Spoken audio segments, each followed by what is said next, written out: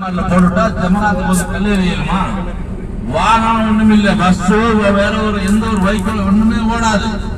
அந்த 5 நாளும் இந்த மேல் பாலம் தானே, இந்த பாலத்தெல்லாம் ஒரு வாகனம் ஓடாது, ஒரு வெஹிக்கிள் ஓடாது, எல்லாம் நடந்தான் போகணும்.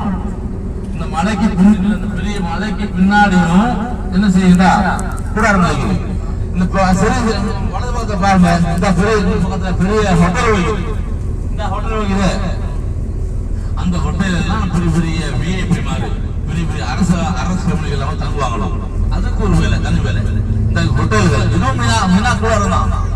அதுல இப்போ ஒரு 6-7 வருஷமா கட்டின ஹோட்டல் தான் இது.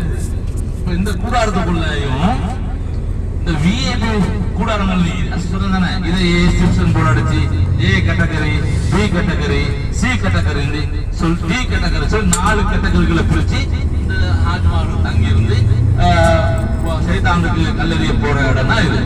அப்ப இதுல இருந்து என்ன செய்வாங்கன்னா, ஹாஜிமார்கள் அந்த புற 10ல கல்லெறிஞ்சிட்டு வந்து முடி இறக்குவாங்க. முடி இறக்கிட்டு அவனுடைய இஹ்ராத்தை கலைஞ்சிருவாங்க. அந்த நாள் இஹ்ராத்தை கலைஞ்சிட்டு அவங்க புதிய வேற ஆடைகள் உடுத்துவாங்க.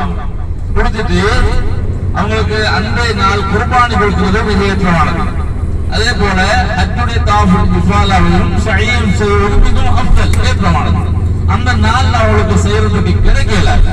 அந்த ஹஜ்ஜுடைய தவாஃபையும் சஅய்யையும் குர்பானி சொன்னா தமத்துவான ஹஜ் செய்யற ஒவ்வொரு ஹாஜி ஹஜ்ஜே 3 வகையில செய்யலுங்க. ஹஜ் கடமையை எத்தனை வகையில செய்யறோம்? 3 வகையில செய்யலாம்.